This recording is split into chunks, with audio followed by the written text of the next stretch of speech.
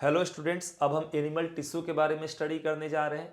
Animal tissue ये term बाइचेट के द्वारा दिया गया था, जिनको फादर ऑफ हिस्टोलॉजी भी बोलते हैं। हिस्टोलॉजी स्टडी ऑफ टिश्यू को हम बोलते हैं, और हिस्टोलॉजी ये टर्म किसने दिया था? ये टर्म मेयर्स के द्वारा दिया गया था। एनिमल टिश्यू मेनली 4 टाइप का होता है। सबसे पहला होता है एपिथेलियल टिश्यू, फिर आता है कनेक्टिव टिश्यू, फिर आता है मस्कुलर टिश्यू, और फिर आता है नर्वस टिश्यू। ये चारों का नाम आप लोग लगातार बोलते रहिए जब जब तक आपको ये याद नहीं हो जाता है। अब हम एक एक करके हर टिश्यू के बारे में ब्रीफ डिस्कशन करते हैं। सबसे जो पहला पार्ट है ये है epithelial tissue. Epithelial tissue human zygote के तीनों लेयर से मिलकर बना होता है। ये इंटरनल पार्ट इंडोडर्मल लेयर उससे भी बनता है, फिर मिडिल पार्ट मीजोडर्मल लेयर से भी बनता है, और आउटसाइड का जो जाइगोट का पार्ट होता है एक्टोडर्मल लेयर, ये इससे बनता है। तो इपिथेलियल टिश्यू जो हमारा होता है ह्यूमन एम्ब्रियो के तीनों पार्ट से मिलकर बनता है, एक्टोडर्मल लेयर, मीजोडर्मल लेयर और एंडोडर्मल लेयर। जबकि बाकी आपका जो कनेक्टिव टिश्यू और मस्कुलर टिश्यू दोनों मीजोडर्मल लेयर मतलब मिडिल लेयर से ही मिलकर बना होता है, जबकि नर्वस टिश्यू एक्टोडर्मल और आउटर लेयर से मिलकर बना होता है। अब हम ये समझने की कोशिश करते हैं कि कौन कौन सा बॉडी पार्ट आपका इपिथेलियल टिश्यू के अंदर आता है। आप 1 मिनट ध्यान से सुनिए, आपको सब अभी ही याद हो जाएगा। तो सबसे पहले हम देखते हैं इपिथेलियल टिश्यू के बारे में। ये देखिए, ये इसका मेन फंक्शन होता है। आपके बॉडी का कोई भी पार्ट जो प्रोटेक्शन कर रहा है, जो एब्जॉर्प्शन कर रहा है, जो सेक्रीशन कर रहा है, जो डिफ्यूजन कर रहा है या जो एक्सक्रीशन कर रहा है, सब में कौन सा टिश्यू मौजूद होगा? तो सब में आपका मौजूद होगा इपिथेलियल टिश्यू। अभी देखिए, जैसे कि आपके बॉडी में जो प्रोटेक्शन, जैसे आपका बॉडी है उसको प्रोटेक्ट कौन कर रहा है? आउटसाइड बैक्टीरिया, जर्म्स या वायरस से या टेम्परेचर से। तो जो सबसे ज्यादा जो आपको बॉडी को प्रोटेक्ट करता है आउटसाइड इन्वायरमेंट से, वो आपका होता है स्किन, जो हमारे बॉडी का लार्जेस्ट ऑर्गन भी है। तो इपिथेलियल टिश्यू का काम क्या होता है? प्रोटेक्शन। और प्रोटेक्शन कौन करता है? स्किन करता है। तो स्किन आपका क्या है? एक टाइप का इपिथेलियल टिश्यू है। तो प्रोटेक्शन में हम क्या लिख देंगे? स्किन को लिख देंगे। Skin is a type of epithelial tissue. अब रहा बात एब्जॉर्प्शन का। हमारे बॉडी में एब्जॉर्प्शन कहाँ होता है? तो आपको मालूम है न्यूट्रिएंट का एब्जॉर्प्शन स्मॉल इंटेस्टाइन में होता है, और वाटर का एब्जॉर्प्शन लार्ज इंटेस्टाइन में होता है। तो एब्जॉर्प्शन के अंदर आपका कौन कौन सा पार्ट आ जाएगा? ये आ जाएगा इंटेस्टाइन। चाहे वो स्मॉल इंटेस्टाइन हो, चाहे वो लार्ज इंटेस्टाइन हो, सब किस में आ जाएगा? सब इपिथेलियल टिश्यू में ही आ जाएगा। उसके बाद हम थर्ड पार्ट आते हैं सेक्रीशन पे। तो हमारे बॉडी में इंजाइम्स और हार्मोन्स सेक्रीट होता है। तो सेक्रीशन अगर हम इंजाइम्स को देखें या हार्मोन्स को देखें, तो जितने भी ग्लैंड्स होते हैं वो सभी इपिथेलियल टिश्यू का ही पार्ट होता है, क्योंकि हर ग्लैंड से क्या होता है? आपका हार्मोन का सेक्रीशन होता है। उसके साथ अगर हम देखें तो स्टमक से हमारा गैस्ट्रिक जूस का सेक्रेशन होता है। लीवर से हमारा बाइल जूस का सेक्रीशन होता है। पैनक्रियाज, और भी ऐसे बहुत सारे ऑर्गन हैं जहां से हमारा सेक्रीशन होता है। तो ग्लैंड्स, स्टमक, लिवर और पैनक्रियाज, ये सभी किसके पार्ट हो जाएंगे? इपिथेलियल टिश्यू के पार्ट हो जाएंगे।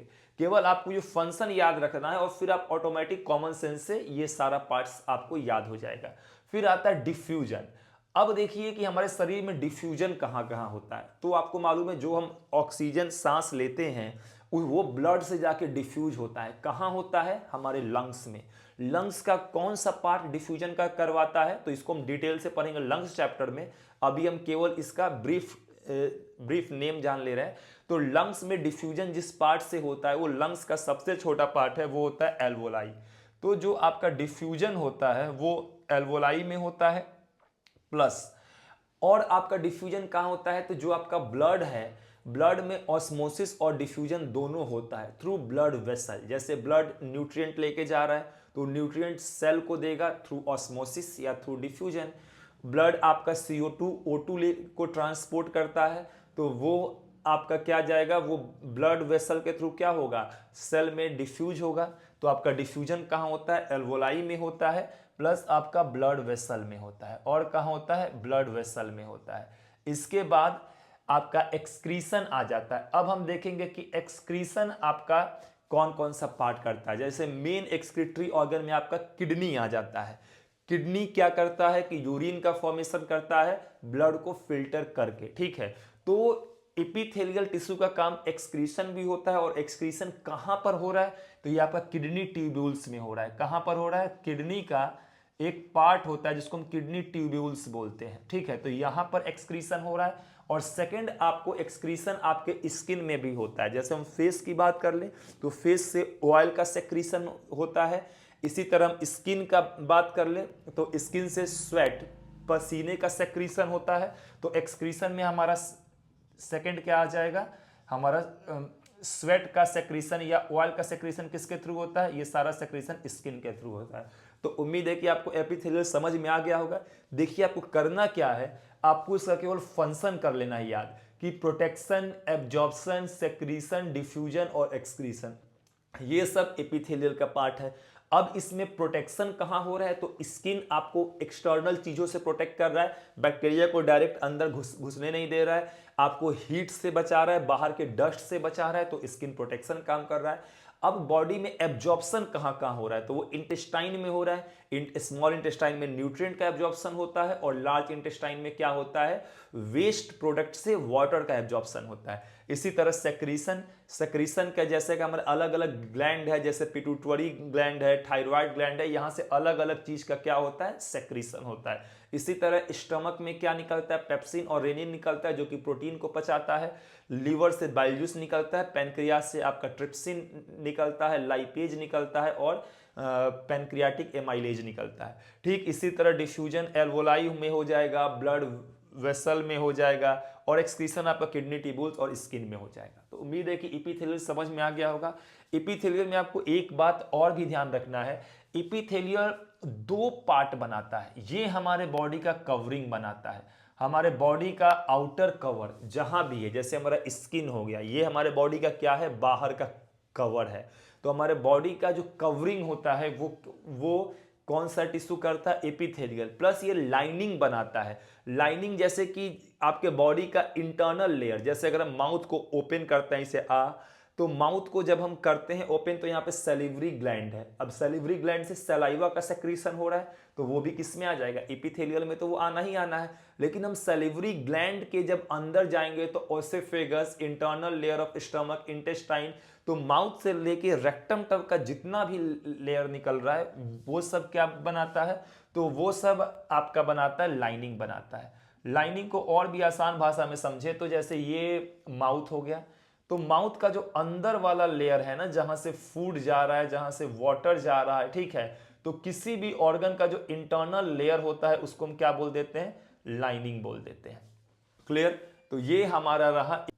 अब हम कनेक्टिव टिश्यू के बारे में पढ़ते हैं।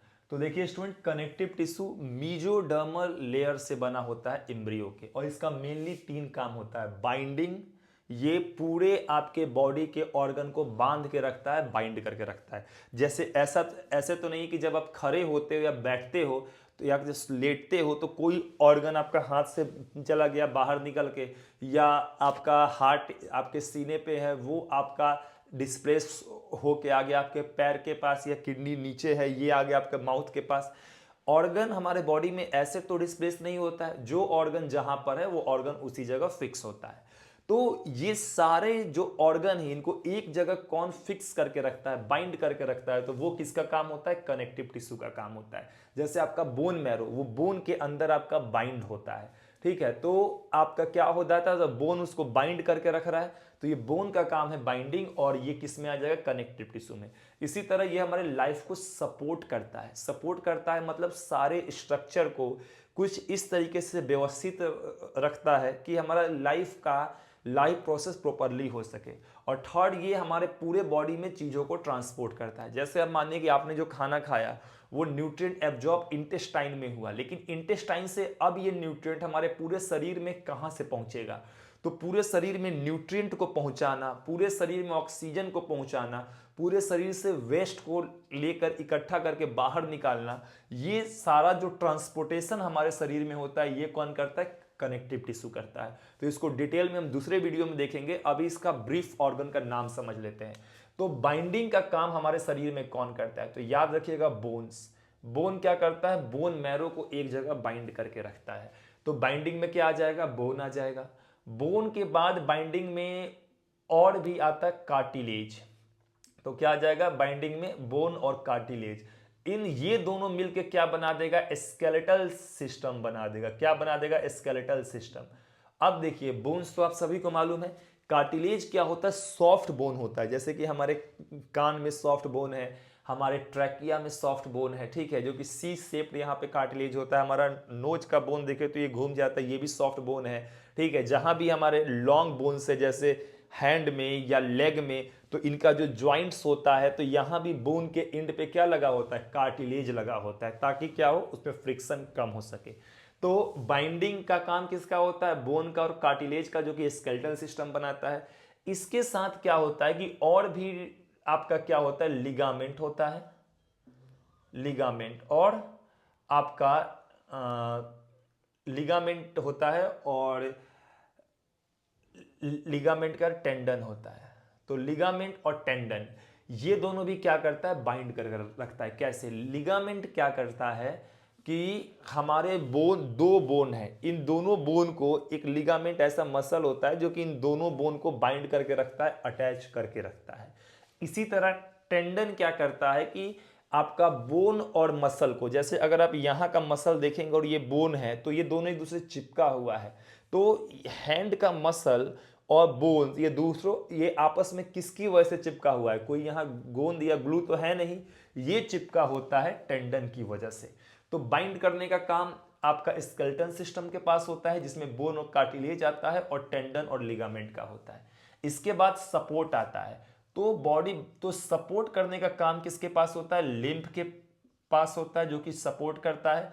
और उसके बाद आपका एडिपोज होता है, एडिपोज टिश्यू और एरियोलर, ये तीन टाइप का आपका ऐसा कनेक्टिव टिश्यू है जो कि सपोर्ट करता है। इसके बारे में हम डिटेल से पढ़ेंगे जब कनेक्टिव टिश्यू के बारे में पढ़ेंगे तब। और तीसरा क्या होता है, ट्रांसपोर्ट का काम। तो ट्रांसपोर्ट के काम में आपका ब्लड आ जाता है। ब्लड इकलौता फ्लूइड कनेक्टिव टिश्यू है, ध्यान रखिएगा। और ब्लड के साथ क्या आ जाता है, लिम्फ भी आ जाता है। क्या आ जाता है, ब्लड के साथ लिम्फ भी आ जाता है। तो ये हमारा हो गया कनेक्टिव टिश्यू के बारे में। अब हम देखते हैं मस्कुलर टिश्यू। मस्कुलर टिश्यू का दो ही काम होता है, मूवमेंट और लोकोमोशन। जैसे हम अब पहले आप इनका अंतर समझिए कि मूवमेंट क्या होता है और लोकोमोशन क्या होता है। जैसे अपना हाथ हिला रहे हैं इसी जगह खड़े होके, तो ये मूवमेंट हो गया। हमारा हार्ट बीट कर रहा है लेकिन वो अपने जगह पे फिक्स है, तो ये हमारा मूवमेंट हो गया। जैसे पेड़ का पत्ती हिल रहा है तो वो मूवमेंट हो गया। और लोकोमोशन का मतलब क्या होता है, एक जगह से दूसरे जगह जाना, ये क्या कहलाता है, लोकोमोशन कहलाता है। तो प्लांट में सिर्फ मूवमेंट होता है और एनिमल में मूवमेंट और लोकोमोशन दोनों होता है। लोकोमोशन होता है एक जगह से दूसरे जगह जाना, और मूवमेंट का मतलब होता है उस चीज को हिलना, चाहे वो अपनी जगह पे हिल रहा हो या जगह छोड़ के भी हिल रहा हो, ठीक है। तो अब आप देखेंगे यहां पे कि मूवमेंट और लोकोमोशन में मसल का बहुत इंपॉर्टेंट रोल होता है। और जनरली मसल तीन टाइप का होता है। पहला होता है वॉलेंट्री मसल। वॉलेंट्री मसल जो कि हमारे मर्जी के अकॉर्डिंग काम करता है। जैसे हाथ, हाथ को हम चाहे तो हम हिला सकते हैं, मतलब जैसे चाहे उठा सकते हैं, कर सकते हैं। नीचे हाथ का मसल, पैर का मसल, ये सब हमारी मर्जी से काम करता है, तो ये इसको हम बोलते हैं वॉलेंट्री मसल। फिर इसका सेकंड पार्ट होता है इनवॉलेंट्री मसल। इसमें वो सभी मसल्स आते हैं जो कि हमारे मर्जी से काम नहीं करते हैं। जैसे हार्ट, हार्ट को अगर हम बोले कि तुम 2 मिनट के लिए तुम शांत हो जाओ या 2 मिनट के लिए रुक जाओ, तो क्या हार्ट रुकेगा, नहीं रुकेगा। इस पर हमारा कोई जोर नहीं है। इसी तरह स्टमक, स्टमक के अंदर खाने का डाइजेशन हो रहा है, अब हम स्टमक को ये बोले कि भाई तुम 5 मिनट के लिए खाना पचाओ मत, तो क्या ये संभव है, नहीं है।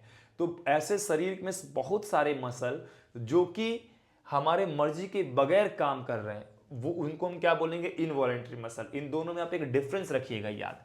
वॉलेंट्री मसल वो मसल होते हैं जो जनरली, हमेशा नहीं, मैं जनरली बात कर रहा हूं, जो जनरली आपके बोन से अटैच होते हैं। इनवॉलेंट्री मसल जनरली बोन से अटैच नहीं होते। और तीसरा आ जाता है कार्डियक मसल। कार्डियक मसल वो होता है कि जो कि बिना थके बिना रुके हमेशा काम कर रहा होता है थ्रू आउट लाइफ। जैसे हमारा हार्ट, हार्ट हमारा एक टाइप का कार्डियक मसल है जो कि हमारा थ्रू आउट हमारा वर्क कर रहा है। फिर हमारा आ जाता है नर्वस टिश्यू। नर्वस टिश्यू किससे बना हुआ है, एक्टोडर्मल लेयर से मिलकर बना हुआ है। ये हमारे पूरे बॉडी को कंट्रोल करता है और पूरे बॉडी को कोऑर्डिनेट करने में हेल्प करता है। ठीक है, और ये हमारे बॉडी का सबसे मेन पार्ट है। नर्वस टिश्यू को हम अलग से ब्रेन चैप्टर में स्टडी करेंगे, अभी हम इसका एग्जांपल देख ले रहे हैं। नर्वस टिश्यू जो हमारा है, इसमें हमारा ब्रेन आ जाता है, जो कि क्या करता है, कंट्रोल करता है और कोऑर्डिनेट करता है। ब्रेन के बाद स्पाइनल कॉर्ड आ जाएगा, और स्पाइनल कॉर्ड के बाद आपका क्या आ जाएगा, न्यूरॉन्स या नर्व्स आ जाएगा, न्यूरॉन या नर्व सेल आ जाएगा। अब इसमें एक बात आपको और रखना है ध्यान, कि हार्ट एक इकलौता ऐसा ऑर्गन है, हार्ट, ठीक है, जो कि आपका इपिथेलियल टिश्यू इसका भी हिस्सा होता है, क्योंकि हार्ट में क्या होता है, सेक्रीशन हो रहा होता है। आपका जो कनेक्टिव टिश्यू है इसका भी पार्ट होता है, मस्कुलर टिश्यू इसका भी पार्ट होता है, जो कि कार्डियक मसल होता है, वो हमारा क्या होता है, वो हमारा हार्ट में ही होता है, और नर्वस टिश्यू है वो इसका भी हिस्सा है। तो हार्ट का अलग अलग लेयर होते हैं हार्ट में, जो और अलग अलग टिश्यू होते हैं, और जो चारों टिश्यू का कॉम्बिनेशन हमारा हार्ट में होता है।